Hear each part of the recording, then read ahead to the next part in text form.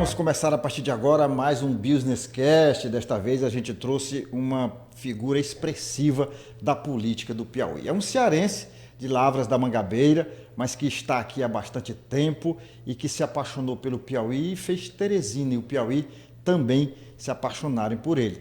Isso porque ele ocupou, durante a sua vida pública, diversos cargos aqui no Estado. Ele foi secretário de Planejamento do Governo do Estado, ele foi vice-prefeito de Teresina, foi prefeito da nossa capital e senador da República. Aliás, a trajetória dele está neste livro aqui, que a gente vai conversar também sobre esse livro. Tudo bem? Eu vou chamá-lo por aquele alcunha que o tornou conhecido no Piauí inteiro, o Veinho Trabalhador.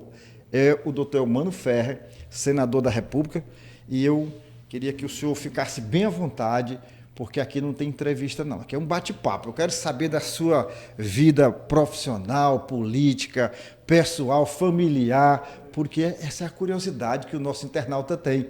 Muita gente conhece o senhor, mas não sabe das suas origens. E eu disse que o senhor é de Lavras da Mangabeira, no Ceará. Como é que o senhor chegou em Teresina? Prazer muito grande estar aqui, nessa grande instituição, comandada, criada, inspirada pelo nosso Arthur Feitosa, um jovem empresário, engenheiro, que tem uma história também nesse estado, e acredita no empreendedorismo, no desenvolvimento industrial, no desenvolvimento como um benefício que traz para toda a população, todo o universo aqui de piauienses. Então, uma alegria muito grande estar aqui por esses dois motivos. Você é um grande colega meu. Obrigado. Conheci, você me chama de velhinho, você é um novinho, mas eu conheci há muito tempo atrás. Ó, a cabeça também está branquinha, ó. Lá se foram 62 anos, né? 62 anos.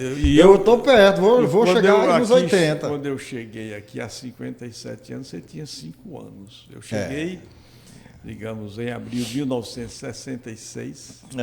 Eu sou de 62, né? 62, e eu de 42. Você é minha idade, então não queria dizer, mas comecei também, eu sou de 42, você é 62. Mas eu digo com muito orgulho, o senhor também com muito orgulho, porque, como disse aqui a nossa produtora, o senhor nem parece, né? E que continua assim, né? Aparentando mais jovem. Mas, pois bem, eu sou servidor público, comecei minha vida pública como servidor aos 18 anos, público do Estado do Ceará. Eu tinha um contrato na época com o Estado do Ceará, e quando eu entrei na SUDENE, me formei em agronomia, foi o primeiro curso que eu fiz de agronomia, e fui integrar os quadros da SUDENE, que é meu órgão de origem, e eu fiquei a vida toda como servidor público até me aposentar do Serviço Público Federal da SUDENE, né? Quer dizer, servi a vários órgãos, como você falou aí. Realmente, depois eu cheguei em 66, em 79 eu fui convidado e assumi a direção da Embrapa, unidade descentralizada da Empresa Brasileira de Pesquisa Agropecuária aqui no estado do Piauí. Fiquei de 79 a 88, né? Em seguida, cedido pela SUDENE, sem ônus para a SUDENE, né? Quer dizer, naquela época. E em seguida, digamos, em 91, fui convidado e aceitei, fui integrar o governo do Freitas Neto como secretário de Planejamento. Foi a minha terceira experiência. Primeiro foi a SUDENE, depois eu creio que foi a Embrapa. Secretaria que o senhor ganhou mais visibilidade, porque a Embrapa é um órgão importantíssimo do governo federal, na área de pesquisa não tem nada parecido. Mas, assim, os gestores da Embrapa ficam ali mais a cavalheiro, por trás das câmaras e tudo. O secretário não, o secretário tem que mostrar a cara, tem que dar entrevista, tem que acompanhar o governo. E assim o senhor começou a se tornar conhecido, popular nessa época. Exatamente. E em seguida, quer dizer, já em 91, 94, fiquei na Secretaria de Planejamento. Em seguida, naquela época, eu fui convidado, logo que terminei, Joaquim Costa, que era vice-presidente da Federação das Indústrias, e foi eleito presidente do Conselho Deliberativo do SEBRAE. E me convidou para assessorar o Conselho. E eu fui. Isso já em 75. Né? Fiquei lá, tinha um contrato com a Embrapa, digo melhor, com o Sebrae. Já estava e de continente me aposentei na Sudene, né? Aí fiquei na Embrapa, daí lá no Sebrae, até ser candidato a vice-prefeito na chapa com o Silvio Mendes em 2004. Fomos eleitos, depois veio a reeleição em 2008. Em 2010, Silvio se renuncia, aliás, nem se licencia, renuncia para concorrer ao governo, né? Para concorrer ao governo do Estado, e eu assumi. Minha trajetória foi aí. E depois, em 2014, fiquei até 2012, né, como prefeito, 2 anos e 9 meses. Fizemos uma administração muito técnica, né? E depois nós, com a desistência do senador João Vicente, em 2014, houve uma desistência brusca, há pouco tempo das eleições, mas principalmente das convenções, e os 3 senadores de então, que eram o Wellington, o João Vicente e o Ciro Nogueira. Rapaz, com a desistência do João Vicente, aí acharam que eu seria o nome ideal para disputar a reeleição, que era uma eleição dificílima, porque era concorrer com o ex-governador, Wilson Martins, né, como realmente. Bom, aí logramos bons resultados. Mas voltando ao nosso desempenho, eu queria falar da Embrapa, um dos grandes feitos que se fez naquela época, que é importante regionalmente, foi a soja tropical. E foi concebido na época que eu era gestor, e trouxe grandes resultados, a ocupação dos cerrados do Piauí, do Maranhão, a partir dessa trabalho, pesquisa, dessa né? pesquisa científica, né, feita pelos técnicos pesquisadores da Embrapa de Teresina com do Centro Nacional de Soja, que fica em Londrina. Foi um trabalho conjunto, articulado, que resultou numa variedade de soja, uma soja tropical, para baixas latitudes do Brasil e no mundo. É porque muita gente não entende que não basta trazer a soja lá do Rio Grande do Sul, né, do Goiás, e chegar e plantar aqui. Tem que ter digamos assim, um experimento para ela poder enfrentar a questão da temperatura, do solo, clima. Então, tudo é uma soja adaptada para a nossa região, para o Cerrado, né? Exatamente. E até o justiça seja feito, o João Freitas foi um grande industrial aqui no Piauí, a usina de Livramento, né, que ele beneficiava a soja, e ele teve a iniciativa de tentar variedades que ele trouxe do Paraná, do Rio Grande do Sul, mas não se adaptaram. Isso foi no tempo em que estava sendo feita essa pesquisa da Embrapa, que resultou nessa soja tropical, que hoje é importantíssimo. Piauí está produzindo 6.200.000 toneladas de grãos por ano, foi a produção no ano passado, que gerando receita da importação e exportação de mercadorias, de produtos, etc., etc., que resultou nesse grande benefício para o estado do Piauí, estado do Maranhão e o estado da Bahia. Agora, senador, eu queria que a gente agora avançasse um pouco, vamos falar de política mesmo, da sua gestão como prefeito. E eu queria saber do senhor o seguinte: a gente hoje vive um momento muito complicado, sobretudo para quem depende do serviço público, para quem depende, por exemplo, do centro comercial que enfrenta a questão da violência, dos lanceiros, dos assaltantes, da insegurança. Na sua época, tinha isso? A gente vem de um período de colonização, de um período de escravatura, então temos ainda resquício de um passado histórico, né? E resultou na região Nordeste, pelas condições adversas de clima, de solo, etc. Quer dizer, as condições do Nordeste sempre foi com relação ao centro-sul do país, ao Sudeste e o sul do país, houve uma luta constante, né, pela integração, quer dizer, do Nordeste, incluindo aí o Piauí, que era um dos estados mais atrasados, né, Piauí, e aliás, o estado do Nordeste. Então, há historicamente, do ponto de vista econômico, esse desnível regional. E tem a pobreza também, que está inserida nesse contexto. Então, grandes dificuldades históricas nós tivemos para alavancar o processo de desenvolvimento, né, da região. Claro que com o advento da Sudene, em 59, após a seca de 58, foi um organismo de desenvolvimento regional, lembro-me do Juscelino, que era presidente na época, em 59, né? E com a criação da SUDENE, uma concepção cepalina, quer dizer, dos egressos da CEPAL, que era a Comissão Econômica para a América Latina, eu fiz também um curso nessa área de desenvolvimento econômico, de transformação da região.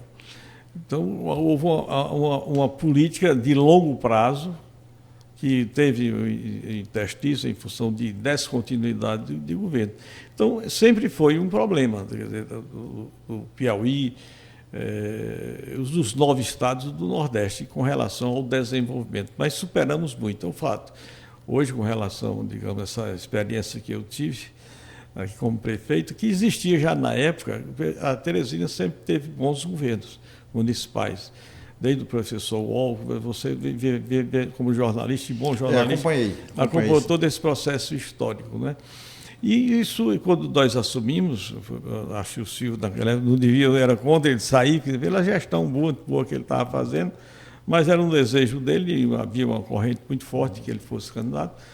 Mas o fato é que existia, quando nós assumimos, uma agenda. Tinha um planejamento na Prefeitura de Teresina e uma agenda 2015, uma agenda feita em 2005, e que ouviu 2.000 teresinenses, né, através de suas associações, etc. Já tinha uma agenda, e eu, como técnico, digamos, assumi ali, o Silvio não fez nenhuma exigência, exonerou todo o secretariado, e nós ficamos à vontade de conformar uma equipe. Formamos uma equipe eminentemente técnica, né?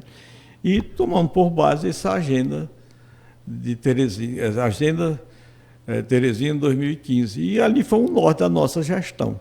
Coincidentemente também, o PAC 2 começou a ser concebido, e isso aí foi um instrumento muito forte na nossa época, né, nesse período de 2010, 2012, que tínhamos os recursos em função de projetos feitos em cima de uma agenda, que é a agenda Teresina 2015, é uma agenda em que exteriorizar, materializava as aspirações dos teresinenses.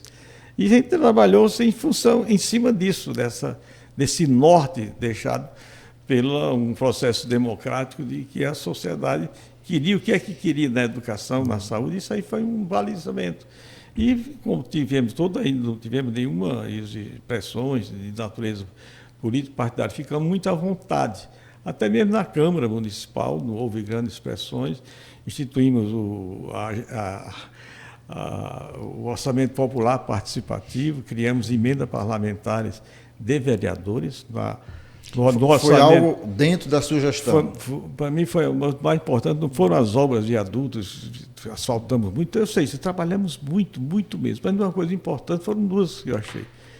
O orçamento popular participativo, colocando no orçamento, ou seja, nós entramos em 2010 foi o orçamento de 2011, já tinha, digamos, milhões de reais que seriam aplicados de acordo com as aspirações das associações de moradores de bairro, porque quem conhece um bairro, quem conhece uma vila, é quem nela mora. O que o senhor está dizendo, para quem está nos assistindo nesse momento que não entende, é que com esse orçamento popular, a comunidade, a vila, a favela, o bairro mais organizado e tudo, eles diziam nos encontros, nos eventos, com o poder público municipal, quais eram as obras prioritárias para aquela comunidade. É isso? Exatamente. Se era uma escola, se era uma creche, uma unidade básica de saúde, se era um calçamento, uma galeria, enfim.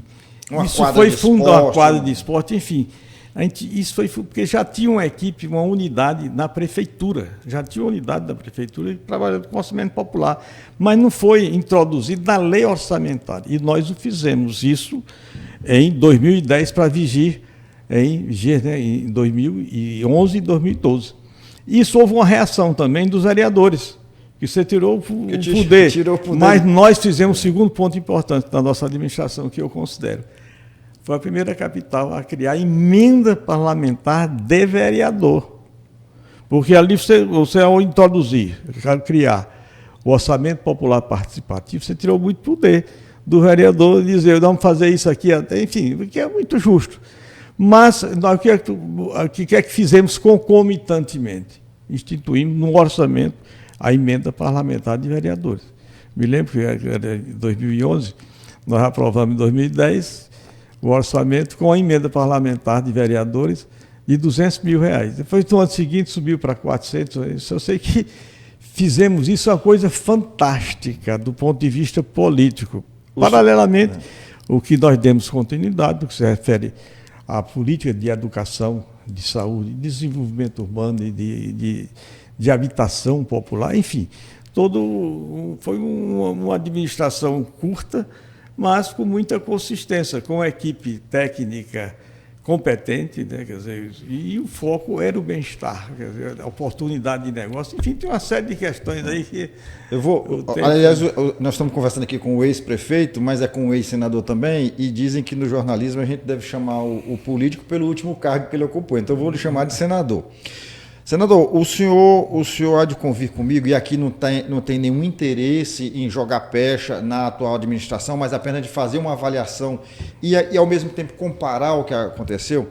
Mas nós temos hoje uma capital que tem problema de transporte público, o cidadão sai para trabalhar de manhã, não sabe se chega no trabalho, e quando volta para casa não sabe se vai ter transporte também.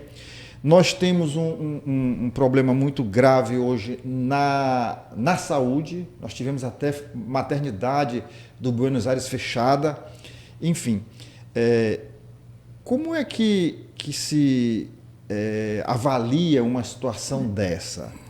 É problema de gestão, é problema de recurso, é problema de prioridade, é problema político? A que se deve isso? Olha, nós temos um problema muito sério dentro do sistema federativo brasileiro com relação aos recursos, sempre são escassos. Você tem projetos bem concebidos e na hora de ter os recursos para fazer aquilo, aquele novo projeto, sobretudo da área de infraestrutura, de saneamento, de esgotamento sanitário, enfim, habitação, etc. Mas nós temos hoje, por exemplo, essa reforma agora foi feita, a reforma tributária, que vai melhorar muito, creio, a governança. Nós temos problema de governança. Depois eu quero falar sobre a reforma, porque ontem eu vi uma entrevista de um prefeito de uma cidade mineira que ele alerta, porque ele entende que essa reforma tem o seu aspecto positivo, mas que ela tirou dos municípios os recursos advindos de alguns tributos e que isso pode causar um problema muito grave. Mas a gente fala sobre isso depois.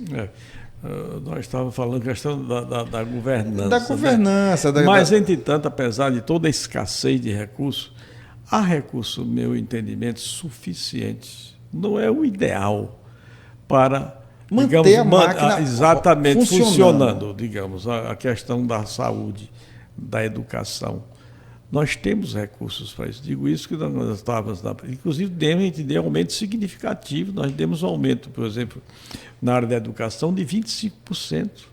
Nós fizemos o maior concurso público da área de saúde, lá da Fundação Municipal de Saúde, e administramos durante esses 2 anos recursos com um atendimento fantástico. Fantástico. Criamos o programa, o Ambulatório do Trabalhador, porque muitas vezes...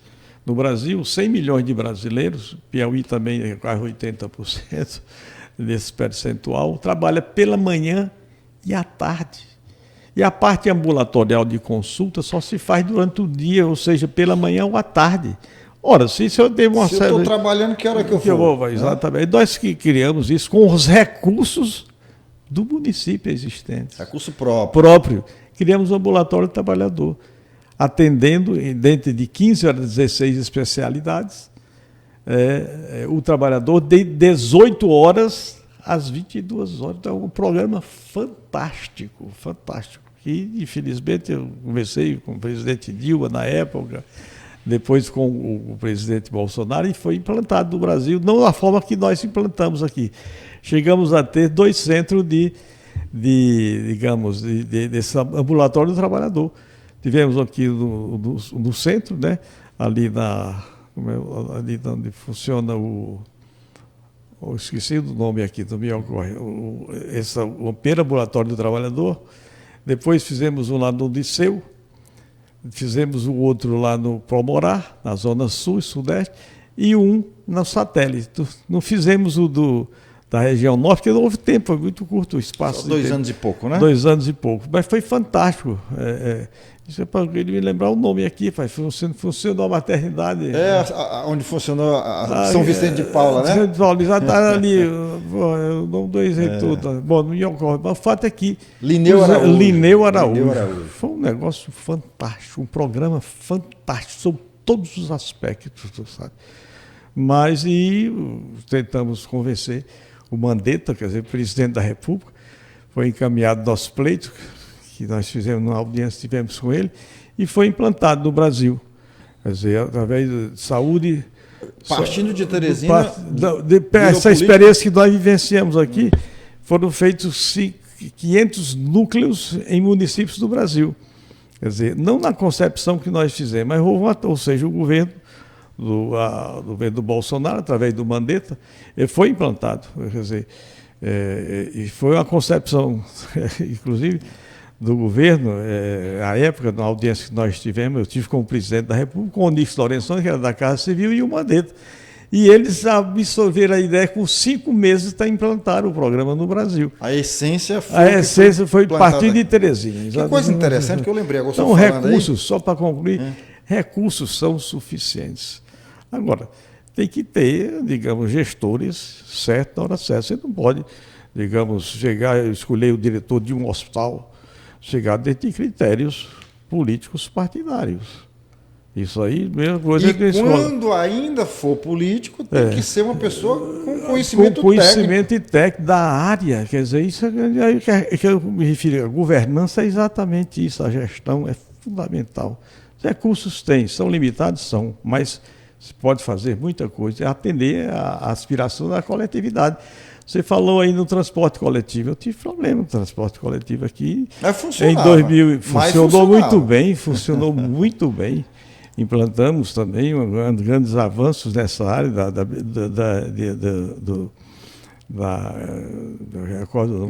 mobilidade urbana, mas tem o nome do programa que você... Que é o Integra. O Integra que foi depois. Que foi depois. Pois bem, mas e você tem que ser criativo, as pessoas competentes para as áreas. Você não pode... Daí porque eu vejo com grande preocupação a situação do Estado brasileiro. O Estado brasileiro. E os Estados democráticos no mundo. Quer dizer, eles não estão... O Estado nacional não está atendendo às aspirações coletivas na área da saúde, na área da educação. Classe média, se não tiver um plano de saúde, é um problema. Embora tenhamos a concepção da universalização o SUS, do SUS, é uma conquista. Agora, tem que haver esse ajuste, ou seja, que aí decorre de um pacto político, né? Quer dizer, você não pode continuar fazendo política, digamos, sem levar em consideração as aspirações da coletividade. Hoje o poder pelo poder vale tudo. E quando há insatisfação coletiva com relação às gestões do setor público, quer seja no âmbito do município, do Estado Federal e da própria União, está desejando muito. Ou seja, nós temos que avançar muito nessa Senador, a sua gestão, o seu mandato como senador da República, que não representa necessariamente o povo, mas representa o Estado do Piauí, né? O senador representa o Estado, quem representa o povo são os deputados. Dentro dessa concepção da bicameral, você tem o Senado e tem a Câmara dos Deputados, que os dois formam o Congresso, né? Assim que funciona. Então, os senadores representam o Estado, 3 senadores de cada Estado brasileiro. A minha pergunta é, a gente conhece as suas obras aqui em Teresina, mas eu queria que o senhor até me ajudasse. A gente conhece as suas obras de infraestrutura, estruturantes, o viaduto lá do Peixe. Essa obra que está sendo realizada agora é sua também, lá da Ladeira do Uruguai, do rebaixamento. Vou falar sobre isso. É sua, também foi da sua época.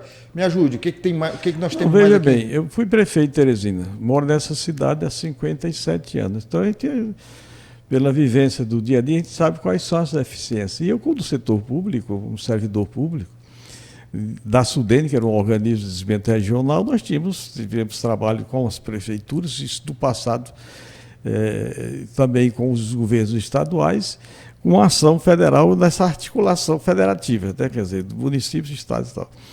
E isso me deu uma aprendizagem muito grande.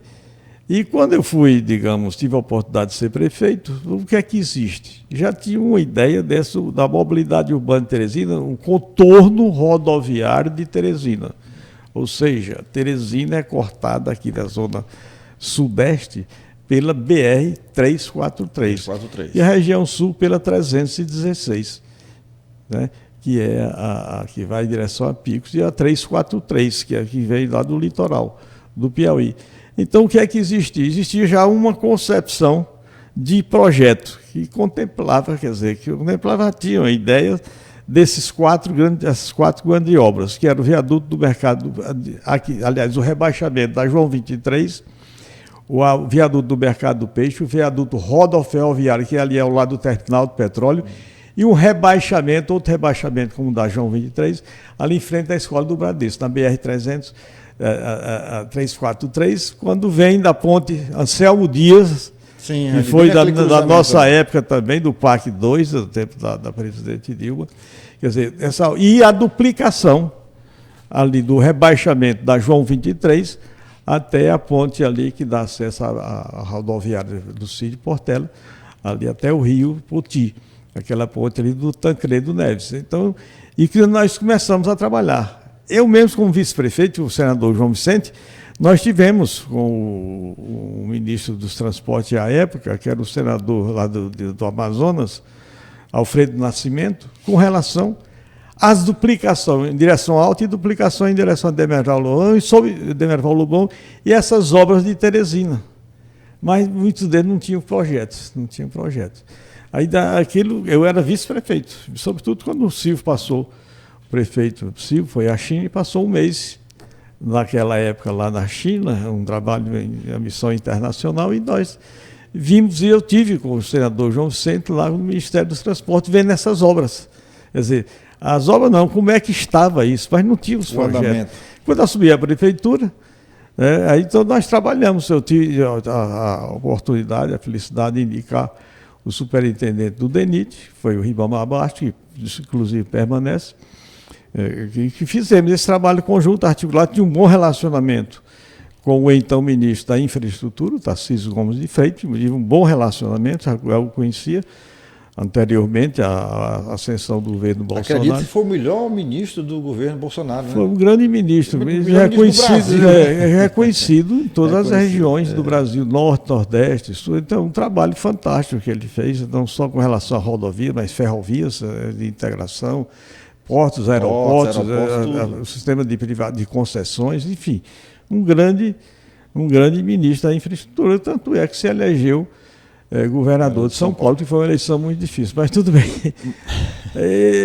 Então essas obras aí eu considero importantes, como a duplicação daqui em direção a Demerval Lobão, os 21 quilômetros, foi emenda parlamentar minha, essas que eu estou falando, do contorno rodoviário Teresina, o viaduto do mercado do peixe, você se referiu, era para ter sido inaugurado em 2020, que os recursos totais eu coloquei em 2018, do viaduto seguinte, foi a pandemia que atrasou? Não foi só a pandemia, o problema com a empresa também foi muito sério. Né? A empresa ganhou a licitação, a empresa de Paraná, TCE, tivemos problema. Então, os recursos que eu coloquei em 2018 para o mercado do peixe era para ter sido concluído pelo cronograma, era para ter sido concluído em 2020. A proposta foi entregue esse ano. Eu senti a sua ausência lá. O senhor não estava na festividade de entrega da obra. O que foi que houve? Não, é uma obra federal. Verdade, muita gente pergunta isso, porque ali o recurso é nosso. Quer dizer, pois é, esqueceram de convidar o senhor. O recurso de rebaixamento aqui são recursos que nós conseguimos com o ministro, o Tarcísio Gomes de Freitas, de 20 milhões iniciais para iniciar a obra.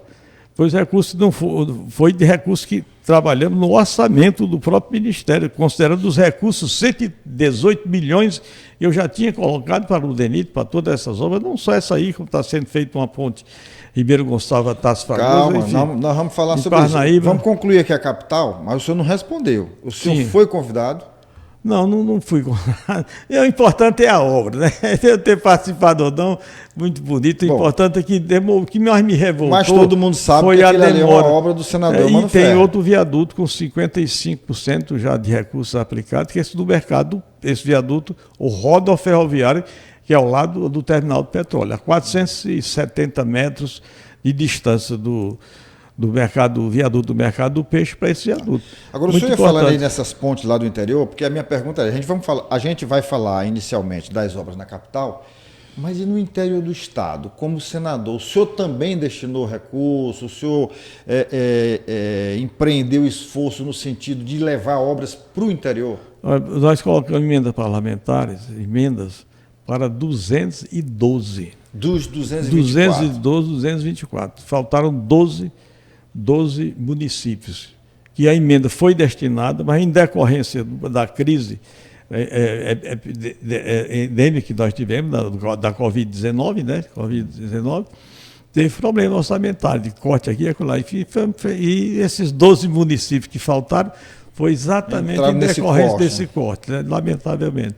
Mas, veja bem, aqui em Teresina, tem segundo levantamento, minha equipe fez, eu não sabia, 137 emendas parlamentares para Teresina durante o meu mandato. 137 emendas parlamentares. Também não foi só obra, não, né? Então não foi tão somente os viadutos, não. Quer dizer, tem obra que da saúde, da educação, do desenvolvimento urbano, a pavimentação, enfim, uma série de obras. E vários também, coloquei o hospital universitário, várias organizações da sociedade civil, como esses abrigos de idosos, 5 abrigos de idosos, as APAES, enfim, uma séria associação de cegos do Piauí, hospitais São Marcos, Hospital São Carlos Borromeu, muitos recursos alocados através da prefeitura e outros direto através dessas entidades, né? E recursos federais através do DENIT, da Universidade Estadual, Universidade Federal também, que nós colocamos. Ou seja, foram muitos recursos, que era nosso dever, nossa obrigação. Sendo que eu sempre destaco essa questão relacionada a essas obras de infraestrutura em Teresina e fora de Teresina, de asfaltamento, pavimentação de rodovias federais, foram 130 e poucos milhões de emendas minhas que eu coloquei para o DENIT. É muita coisa. Eu poderia ter colocado mais para os municípios, mas são obras que deveriam ter sido feitas há mais de 30 anos. Essa é a minha revolta. Pois é, o que eu gostaria de saber do senhor é o seguinte, a gente hoje vive uma situação que, se você se deslocar para qualquer lugar do Piauí, você encontra problema de rodovia. Não significa que não foram feitos asfaltamentos, como o senhor falou, na maioria das rodovias federais e também em algumas estaduais. Mas as obras se desgastam com o tempo. E eu queria saber do senhor o seguinte, nos últimos 20 anos, vamos pegar os últimos 20 anos, que é bem emblemático isso. Cadê as obras estruturantes do Piauí? Realmente, quais seriam elas? Em que área? De rodovia, portos, aeroportos? Em todas as áreas. A gente viu agora que o governador Rafael Fonteles se empenhou em dar início efetivamente à construção do porto. Foi entregue agora, esse mês já, dia 13, o terminal pesqueiro. Parece que não ficou concluído, mas pelo menos está bem adiantado, mas para o porto mesmo ainda falta muito. Essa seria uma grande obra para o Piauí, colocaria o Piauí verdadeiramente no mapa de exportação, de importação, enfim. Hoje o que o Piauí produz é exportado ou por Itaqui, no Maranhão, São Luís, ou pelo porto de Pecém, no Ceará. Esse porto do Piauí é necessário. O senhor acredita que com essa, digamos assim, com essa juventude, essa garra do governador Rafael Fonteles, sendo um empresário também e tendo uma outra visão de gestão, de governo, de Estado, esse porto possa sair? Não só o porto, mas outras obras de infraestrutura importantes, né? Eu creio que sim, isso é um sonho, desde quando eu cheguei aqui no Piauí, sendo que foi retomada com a nossa passagem do Rei Zeloso, no governo do Dr. Alberto Silva, houve um impulso aos grandes e significativos investimentos em infraestrutura, não só em termos de rodovias, etc., mas na própria área de saneamento, de eletrificação. Houve grandes avanços aqui no estado do Piauí. Quando eu cheguei, não tinha 1 quilômetro de asfalto.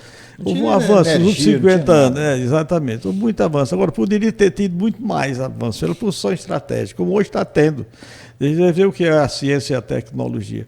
Hoje os cerrados do Piauí, você sobrevoando os cerrados do Piauí, aquele 1 milhão de hectares produzindo grãos, né?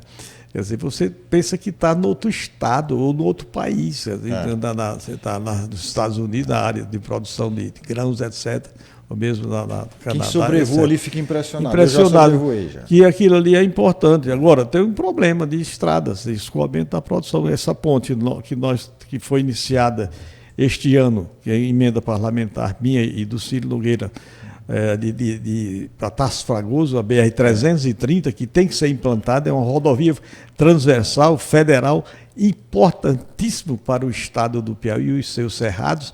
É uma obra que o governo tem que abraçar, é a implantação da BR-330. Se fizer a ponte e não fizer a estrada, pronto, não vai ajudar muito. Né? Nós tivemos uma luta de 2 anos para separar, porque tinha que ser feito em conjunto. A implantação de 237 quilômetros de rodovias federais de Bom Jesus até Ribeiro Gonçalves, ali chega nesta ponte, para separar a ponte, para poder iniciar, isso que está sendo feito agora, e da parte da implantação da estrada. Quer dizer, da BR, que tem que implantar, que isso é fundamental. Foi um dos pleitos que eu fiz ao presidente Bolsonaro, mostrando, olha, eu apliquei, botei emendas parlamentares do DENIT na época que eu tive com ele o ano passado, no começo do ano, foi de quase 120 milhões de reais que eu coloquei para o DENIT, para obras de infraestrutura aqui no Piauí, em Teresina e fora de Teresina. E pedi recursos para iniciar a duplicação em direção a Altos, que é fundamental, é a obra prioridade zero, e iniciar a implantação dessa BR-330, que vem do Maranhão em direção vem do Maranhão, vem da Bahia em direção ao Maranhão, a obra importante BR-330, que eu colocava 60 milhões e mais 60 aqui para iniciar a duplicação em direção ao Alto e iniciar a implantação da BR-330, que é importantíssima para o escoamento da produção. Senador, nós temos hoje o Piauí, não tem praticamente nada duplicado. Nada, absolutamente. Nós temos essa saída aqui da 316 e aqui são 8 e lá são 8,5 km, né? Cada um. Por outro lado, se você sai aqui do Piauí, no Nordeste, todos os estados do Nordeste têm trechos e mais trechos. Campina Grande a João Pessoa, João Pessoa a Natal, Natal a Recife, tudo duplicado. E nós perdemos esse bonde. O que foi que aconteceu? Foi a questão de prioridade. A bancada federal tem muito peso sobre isso. Quer dizer, creio, pelo que eu vi, a prioridade era realmente o interior, quer dizer, os municípios, outras regiões. O Ceará está agora, já tem aquela ali de Fortaleza. São 80... Sobral. Não, agora é de Pecém, passando por Sobral, indo até a divisa com o Piauí. Vai duplicar. Isso pode até criar um problema para o Porto, porque vai abrir um caminho livre para a exportação para o Pecém. Mas foi asfaltado de Fortaleza a uma cidade próxima ali, quem sai no sentido de Canoa Quebrada, ali foi asfalto, são 60 quilômetros de duplicação. É BR, né? Não, lá eu acho estadual. Que é estadual. E no Rio Grande do Norte nós temos a entrada e saída ali, o anel rodoviário todo. Enfim, e nós ficamos perdidos. Até São Luís tem uma duplicação boa. Eu entendo que tem que haver, no meu entendimento, uma articulação muito forte entre o governador, e creio que o governador muito jovem, muito inteligente, subdotado, está dando uma demonstração, uma preocupação com essas obras estruturantes da área de infraestrutura, de portos, rodovias, ferrovias, etc. Já temos também a transnordestina aqui, que temos que lutar para ver o escoamento da produção dos nossos cerrados, que inclusive houve estudos da navegabilidade do rio Parnaíba, enfim, uma série de questões que nós temos que nos voltar para a questão do desenvolvimento do estado do Piauí. Onde nós erramos, onde nós falhamos, onde nós acertamos, o que temos que fazer para com isso. Aí tem que haver digamos, uma unidade de pensamento de todas as correntes, a parte partidária, política, partidária, de esquecer isso aí. Vamos rumar para melhorar o bem-estar. O que o senhor falou é a coisa certa. Esses questionamentos não é para apontar culpados, mas é para buscar alternativas, soluções. E não podemos perder tempo. Saber onde foi que a gente errou. Para não errar mais, né? Exatamente. Por exemplo, a desativação dessa ferrovia métrica no governo do presidente Collor, que foi em 91, 92, eu era secretário de Planejamento. Inclusive, fizemos um esforço muito grande na época, eu como secretário de Planejamento, o Janari, que era do DR, e o Eloy Portela, de obras do Estado, fizemos um esforço grande para não haver desativação. E não tem posto se não tiver ferrovia. Então, houve uma desativação. Era uma rodovia antiga, mais métrica, mas que atenderia às demandas do momento. Quer dizer, enquanto se faria, digamos, a outra de alargamento de 1,60 m, que é o que está sendo feito, Carajás, a nova bitola, né? A nova bitola, exatamente. Nós chegamos a ter 37 mil quilômetros de ferrovias no Brasil em atividade. E hoje estamos com 14. E é porque já se construiu muitas novas, inclusive dentro dessa nova bitola métrica de 1,60 m, que está uma exigência hoje, que foi feito Carajás, né? Então é isso aí, nós temos que ganhar, digamos, recuperar o atrasado, o que não foi feito, teve tido as razões, os motivos, e fazer um esforço com vista ao desenvolvimento, que é uma missão do nosso MOVE, esse movimento é Empreender Piauí, a liderança jovens empresariais, e no meu entendimento deve emanar-se a Federação das Indústrias, Federação do Comércio, Federação da Agricultura, e fazer um esforço, a iniciativa privada, os líderes empresariais responsáveis, são os agentes econômicos que geram emprego, geram riqueza, para manter a estrutura do Estado, que é no âmbito do município, no âmbito do Estado federado e da própria União, são os empresários. Tem que haver essa parceria. A força motriz. E uma força motriz. Isso aí eu estive comentando há poucos instantes, o fenômeno, aliás, o que aconteceu no Ceará a partir do governo do Tasso Gereissati, em 87, quer dizer, houve uma ruptura em termos de desenvolvimento e a classe empresarial foi responsável. O galeguinho do zóio azul. Do zóio azul. Mas foi compreendido, teve a missão e nós temos que fazer isso no Piauí. E o momento é chegado, eu creio, voltando aí, você fez uma pergunta com relação ao governador, jovem e tudo, nós temos que ter essa confiança, essa esperança. Dar esse voto de confiança. Esse voto de confiança e de unidade em torno do governador e do parlamento que nós temos, dos representantes federais, tanto na Câmara quanto no Senado, e fazermos um esforço e reconquistar. Quer dizer, o espaço de tempo perdido, que não foi possível, uma série de razões, as crises políticas, crises econômicas que nós vivenciamos, mas nós temos que vencer essa etapa. Não é possível mais, dentro de um projeto de longo prazo, fundamental o projeto de longo prazo. A gente vê que o senhor fala com conhecimento de causa, fala de forma técnica, né? Deixando de lado a questão política. O senhor pensa o Piauí, o senhor trabalhou e certamente continua trabalhando, mas observando os fatores técnicos das necessidades do Estado. Eu queria agora que a gente, nesse podcast, como ele fala, é um bate-papo, a gente encerra sempre buscando saber um pouco mais. O senhor falou da sua vida política, da sua vida profissional, e agora um pouco da vida pessoal. Queria que o senhor se definisse quem é Eumano Ferrer. Para o povo, para o público, é o velhinho trabalhador. E para os seus netos, como é que eles lhe chamam? O vovô, né? É o vovô trabalhador? É o vovô trabalhador. Mas veja, eu sou um servidor público federal, né, pago pela sociedade para servi-la sem me servir dela. Sempre foi uma missão. O serviço público me dá uma oportunidade de você trabalhar. E eu abracei o serviço público aos 18 anos, como eu disse no início aqui, como servidor público do Estado do Ceará. o Estado, sei lá, eu tinha um vínculo empregatício até me formar. Passei 5 anos como servidor público, do 18 aos 23 anos. Depois prossegui minha vida, já na Sudene, na instância federal, vim para cá, para o Piauí, com essa missão. E sempre me interagi muito bem aqui com a população, foi muito bem acolhido aqui, constituí família. Vim para passar 1 ano, mas a realidade é que eu estou com Então o senhor casou aqui? Casei aqui. Com uma piauiense? Com uma piauiense. Nascida, veio para cá com 5 anos, nascida do Maranhão. No Maranhão. De Esperantina. Quantos filhos? 3 filhos. E 3. Quantos netos? Só 3. 3. Eu, velhinho, casei com 39 anos. Por quê?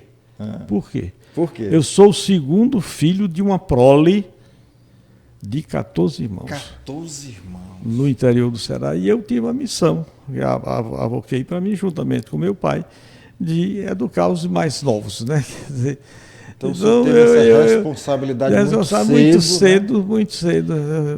Eu fui E papai, digamos, casou-se com 40 e poucos anos também, teve 14 com a mesma mulher, um matrimônio único, né?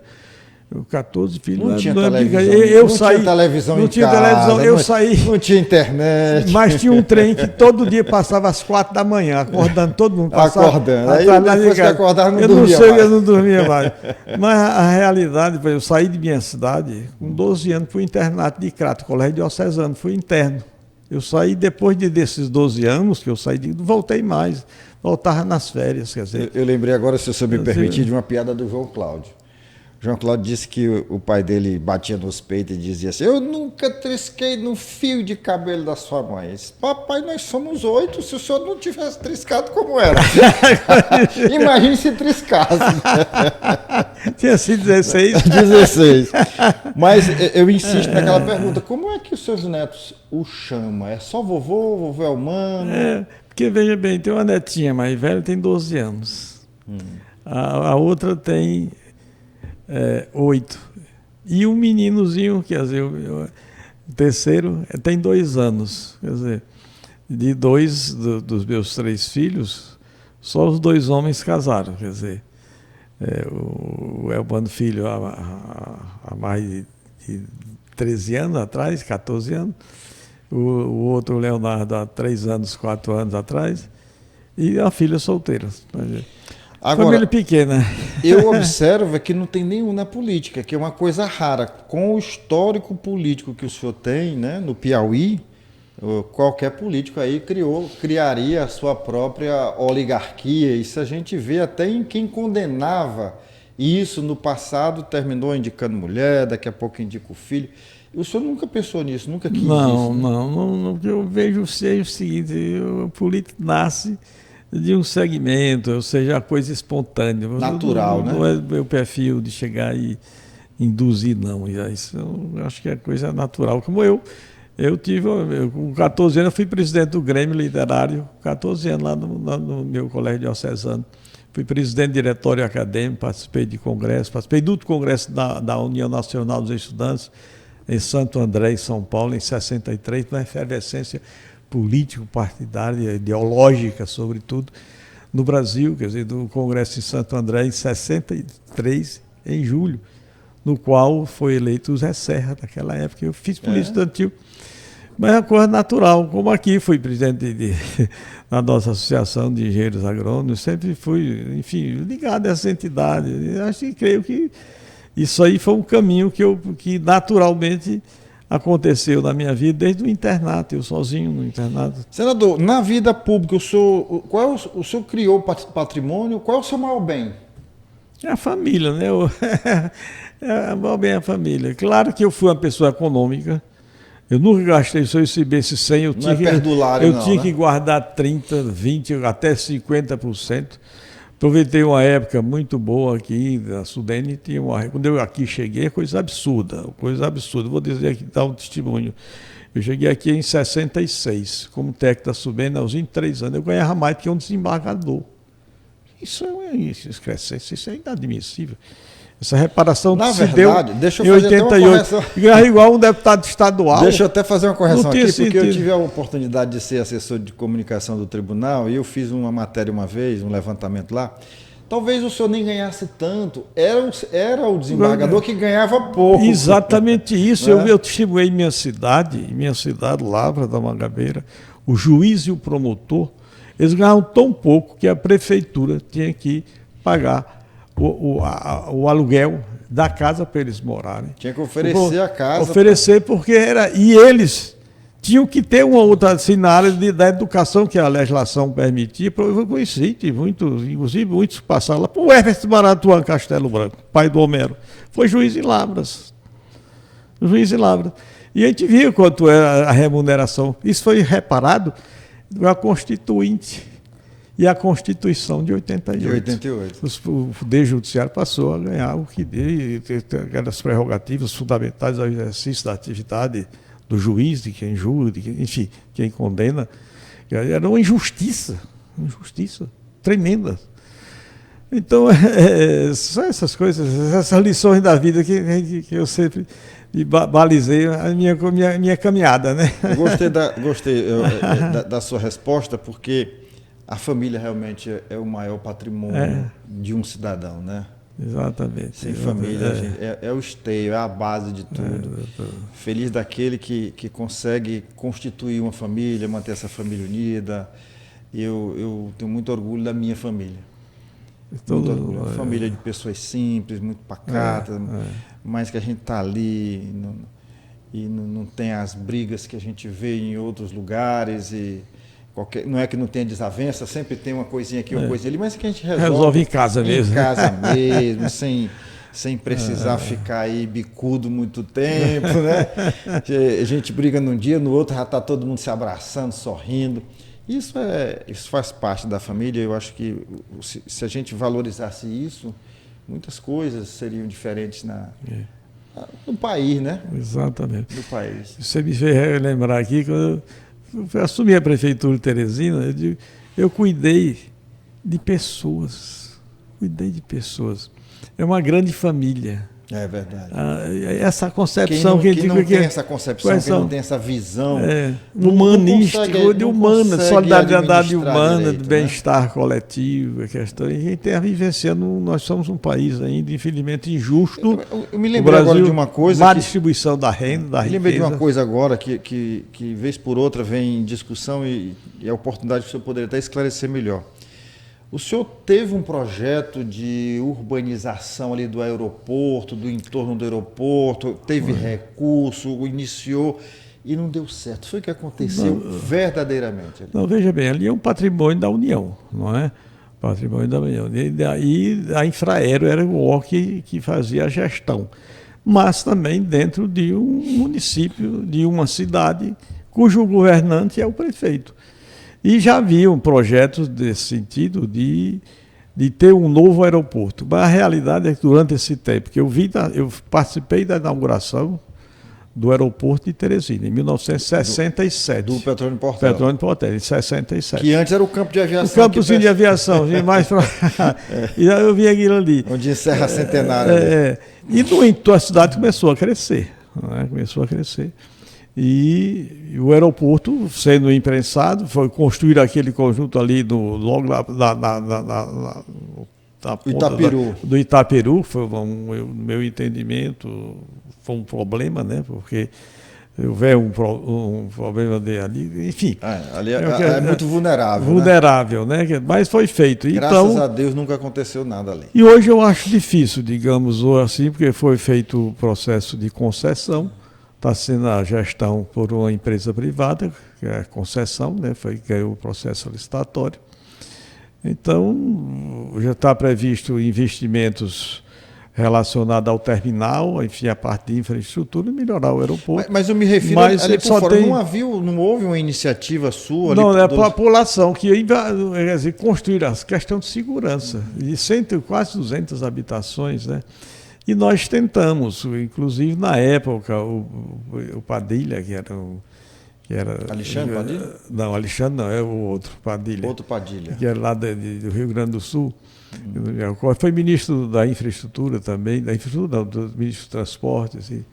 E dessa época ele estava na presidência da Infraero. Ele veio, inclusive, para fazer o novo terminal e veio a hipótese de se construir, quer dizer, nova área e ampliar, e se construir um novo aeroporto, que poderia ser aqui em direção a Demer Valmont, em direção a Alça, em direção ali a usina Santana, e tem várias alternativas. Mas a realidade é que não avançou. Quer dizer, mas eu vejo isso muito difícil, porque você vê onde está ainda, onde nós temos Santos Dumont, nós temos lá em São Paulo o Congonhas, que é em cima dos edifícios. Dentro da cidade. É, né? Dentro da cidade. Então, é uma coisa de longo prazo. Nós temos que fazer também. Mas eu entendo que mesmo construindo um novo aeroporto, aquele ali nunca vai ser desativado e vai haver sempre a necessidade. Exato, como sempre ocorre isso, né? Os aeroportos menores. O dia que acontecer, que eu acho que agora ficou mais distante, nós temos que resolver essa questão da habitação feita em locais inapropriados, quer dizer, praticamente dentro da área do aeroporto. Assim, às vezes essa permissividade, que é política, às vezes os políticos não querem criar, não querem se indispor com algumas iniciativas da população. Aí a população começa a ocupar áreas de, digamos assim, áreas vulneráveis, áreas de risco, áreas que por exemplo, no entorno de aeroporto, tanto no Brasil todo. Lá em Congonhas aconteceu a mesma coisa, exatamente, né? Exatamente. E assim, aí mas você no início teria que alguém ter barrado isso, né? Eu me lembro, antes de ontem, estava conversando com Augusto Basílio, que é um idealista, é um grande técnico, técnico da prefeitura, e conhece profundamente o problema de Teresina. E ele lutou ainda, numa das ideias, era aquela área do antigo Cerâmica Poti, ali próximo do aeroporto, Poti. Sim, Cerâmica ali Poti. Era para ser, digamos, houve negociações, o próprio Augusto Basílio avançou muito com a ideia de tirar essa população e colocar bem próximo, não era tirar de lá e colocar a 6, 10 quilômetros de distância, não. Mas não avançou, que seria um problema de resolver essa questão de vulnerabilidade, de risco, você disse duas palavras aí fundamentais. É a vulnerabilidade de quem está ali e o risco que corre qualquer acidente, uma coisa. A população não entende que ela está numa situação que ela pode ela corre um risco muito grave. A prefeitura quis tirar, ela não quis sair, mas na hora que ocorrer um sinistro qualquer, que a gente não quer que ocorra, aí vai alguém querer acionar a prefeitura, processar a prefeitura e tudo mais. Exatamente. Quer dizer, a saída, as soluções para tudo. Agora, os recursos são limitados, o direito à liberdade, de onde morar, enfim, uma série de questões sociais que envolvem isso aí. O senhor vai passar o Natal aqui, o Réveillon aqui? Eu geralmente passo aqui, mas voltando à terra natal, eu sempre, 2 vezes por ano, eu vou à minha cidade onde eu nasci, eu tenho 3 irmãos lá. Ainda lá, né? Eu vou geralmente em janeiro e em julho. Em julho eu vou em função do arraiá da família, né? Arraiá dos Doris, é um tio meu, irmão do meu avô e muitos netos, família muito grande mesmo. E eu sempre vou, no período de férias. Eu tive a oportunidade de transitar pelo Sertão Central, né, do Ceará, e eu conheci uma região ali que eu não conhecia, como por exemplo ali Lavras da Mangabeira, eu não conhecia Limoeiro, eu não conhecia. Tem uma cidadezinha. Crato de Juazeiro você não teve, não? Também, Crato de Juazeiro. Eu levei mamãe lá para tomar bênção no Padre Cícero. E depois peguei uma estrada linda por dentro de uma floresta, da floresta do Araripe, né? Da Chapada do Araripe. É, muito bacana. Mas eu conheci uma cidade no interior do Ceará que eu fiquei encantado. Pereiro, em cima da serra, lá como se na sentada da serra mesmo. Você do Piauí já conhece, eu não conheci Pereira. Não conhece, não? Eu conhecia, eu saí descendo por ali, fui bater em Patu, no Rio Grande do Norte, passei por Pau dos Ferros, enfim. Aquela região do Sertão Central e na divisa lá com o Rio Grande do Norte é fenomenal, eu adorei aquilo ali. Eu queria lhe desejar um Feliz Natal, um Feliz Ano Novo. Mas o senhor não vai sair daqui sem a pergunta que eu tenho certeza que se não fizer vão puxar minha orelha. O velhinho trabalhador aposentou as chuteiras, pensa em política, como é que é isso na sua cabeça? Não, velho, eu gosto de trabalhar, eu sonho, eu estou fazendo um esforço muito grande para ter um envelhecimento ativo. Eu não quero parar e ficar em casa. Não, se parar... Fundo da rede. E o futuro, como diz popularmente, só a Deus pertence. Então, eu gostaria de continuar trabalhando dentro das minhas atividades. Eu fui sempre do setor público e estou disponível. Isso aí, veja bem, com relação à política, quem diz é o povo, né? Agora o velho continua com energia, com determinação, disposição, experiência, um compromisso. Dançador. Dançador. Nas eleições, que eu tenho mais saudade de eleições. É coisa animada, né? Eu gosto. Faz parte, é um envelhecimento ativo, trabalhando, né? Pois que o senhor seja lembrado pelo povo, pelas lideranças, porque uma energia não só física, mas intelectual como a sua, o Piauí não pode desprezar nunca. Muito obrigado pela entrevista que o senhor nos concedeu aqui, pela nossa conversa, pela descontração, porque eu acho que isso que encanta quem está ali nos assistindo é desnudar o cidadão. Aqui não tem máscara, aqui não tem aquela coisa, não, porque eu não posso falar isso, porque minha postura... Não, aqui nós estamos como se a gente tivesse lá naquela varandinha do seu apartamento, batendo um papo, né? Vamos repetir isso aí. Vamos. Muito obrigado, viu, doutor? Eu quero agradecer a você, especialmente, um agradecimento especial também ao Arthur Feitosa, presidente dessa instituição, pelos feitos, pela contribuição que ele tem dado como empresário ligado ao setor da indústria da construção civil. E essa instituição tem um setor de comunicação tão eficiente e competente como eu vi aqui. Pois é o que faltava, né? O sistema móvel de comunicação veio dar voz e vez ao setor produtivo, corporativo, empresarial do Piauí, que, como a gente falou aqui, o senhor disse muito bem, é a força motriz. Né? O empresário não consegue existir sozinho, o Estado não consegue existir sozinho, mas essa comunhão é que traz desenvolvimento para o Estado. E essa missão está hoje tá aí nas mãos do MOVE, dessa nova concepção, aliado às federações, como eu me referi aqui, das indústrias, do comércio, serviços, agricultura, do agronegócio. Eu acho isso fundamental, com o poder público, né? Porque o setor empresarial é quem gera riqueza, enfim.